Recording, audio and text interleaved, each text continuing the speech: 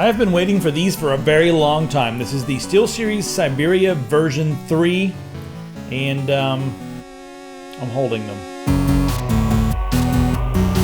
The SteelSeries is kind of a guilty pleasure for me, if that makes any sense, because, wise, learned gamers on PC, if you pick up a headset, they're like, did you just say the word headset, noob? The only correct response is headphones, headsets, gaming headsets suck. And by and large, that is the case. But SteelSeries, they've got a few headsets out there that I really like. Version 2 of this was my personal gaming headset for a couple of years, and I like the way they sound. And to this day, I will defend them in an argument or a fight to the death with sticks and rocks, and possibly bigger things like guns and knives, but I'm not sure. These came out, and I'll talk about how they sound in just a minute. The first thing I want to do is talk about the specifications. So let's go right into that. The frequency response is the typical 20 to 20,000 hertz. Impedance is 35 ohms, so slightly different driver. Most drivers out there are like 32 ohms for a gaming headset, so it's negligible and about the same. Sensitivity is 80 decibels. Cable length, we have 1.2 meters here, and it terminates 3.5 jack, but this 3.5 jack is designed for the all-in-one jacks. I forget what it's called because I'm an idiot. But the ones that plug into like iOS devices, Android devices, tablets, some laptops and that sort of thing. And also a lot of the different consoles, and I think they use this. Like you could plug this into your PlayStation controller. I think. I wouldn't know though, but that you have that. And then you have an extension here. Gives you a lot more space, but it's made if you're like, on your PC. And it gives you an adapter that goes from just the plug that comes here to standard mic and stereo right there. Then we also have a microphone. I'll get to the microphone in just a second. The design of this unit, the fit and the feel, have really been improved over version 2. It's still plastic, the build, but we do have the metal bands going through the top with a very nice cover over top of them. You can feel the metal bands on the inside there. And this is the suspension design. So we have this this faux, I believe it's faux leather here on the top, but you see there, your head goes in there, and then there's two bands on either side, two bits of elastic that will stretch, and it just sits on the head nicely. It's extremely comfortable, and they've improved the seal around the foam here, and it's memory foam as well. So we have nice memory foam on the cups themselves, and they've totally redesigned the drivers on the inside. So they've done a lot with this unit, and they've really designed this to give you a better seal around your ear, and it does. A lot of people complained that on the bottom of the version 2s they weren't getting a good seal in this area. I'm getting a very tight seal. We also have a microphone, and the microphone is retractable. That's something I really liked about the Siberia series. Mic comes out, and you can bend it around. All right, so this is the microphone. You guys are hearing my wonderful, beautiful voice through the microphone. Frequency response range is 100 to 10,000 hertz, and it's got a unidirectional pickup pattern, but sensitivity is negative 42 decibels, and you're hearing it just straight out of straight through the mic input here on the Z97G.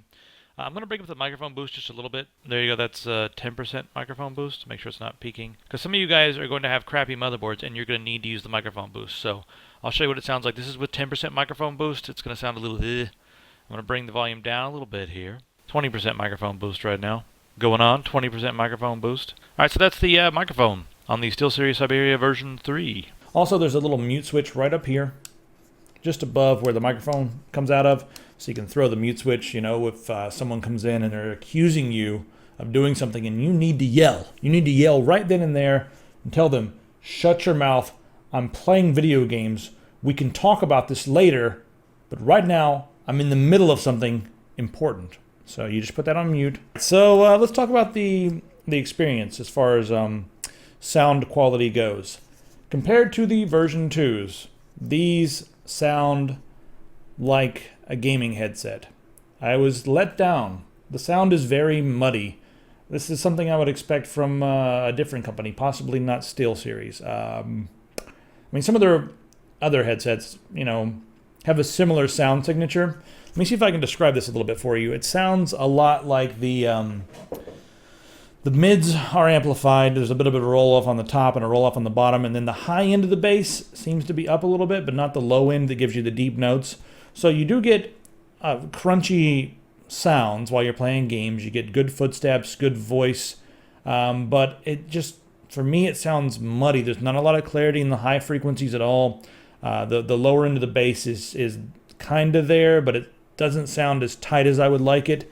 And I found that it works okay for video games because you kind of want those mid frequencies for a lot of things that happen in video games, like I said, footsteps and gunshots and leaves rustling and just different things like that. You know, you kind of want those frequencies to be amplified. So it sounds like they've kind of tuned it for gaming.